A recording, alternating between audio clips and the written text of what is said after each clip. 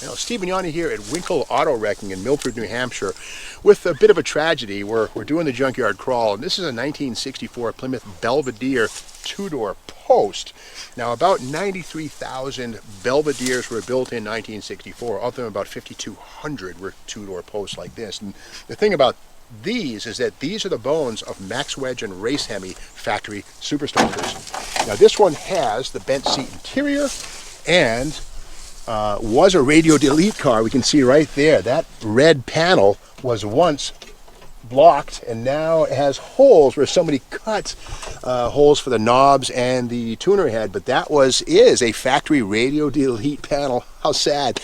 This is a push button torque flight car we see right here, and yes, the 64 Max Wedge and Race Hemi were both available with the push button torque flight we see right there. We go to the VIN here on this post, and it begins with 3-2. So 3 means V8 Plymouth 1964, 2 means Belvedere. So this car was born with a V8, either the 318 Poly or maybe a 383. It's not a Max Wedge car or a Race Hemi. It wouldn't be here in the junkyard. But this post right here is just a sad thing. The 64 hardtop is a much more common car, but these two-door posts, when they're rust-free and clean, these are worth $10,000 anyway as the bones for a Max Wedge or Race Hemi restoration or clone. Now, the front fenders on this, there was a factory lightweight aluminum nose option. Could it be? No way.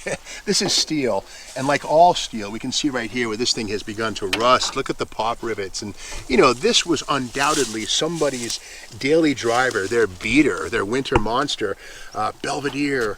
But you know, now it's basically rusted so much we can see that the front cowl is literally beginning to warp. This thing, if you tried to pick it up, would probably alter its own wheelbase and become a flip nose car because of this, the rust. Now, is this car savable?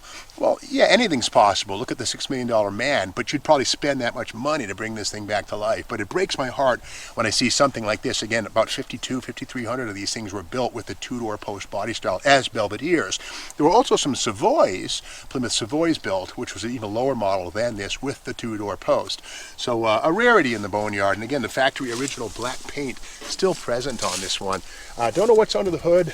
That hood is basically rusted shut. Can't get it open, but it's probably a 318 Poly 2-barrel. But it's a rare and sad thing to see in the boneyard. But if you like this video, be sure to stay tuned and subscribe to the Steve Vignani YouTube channel.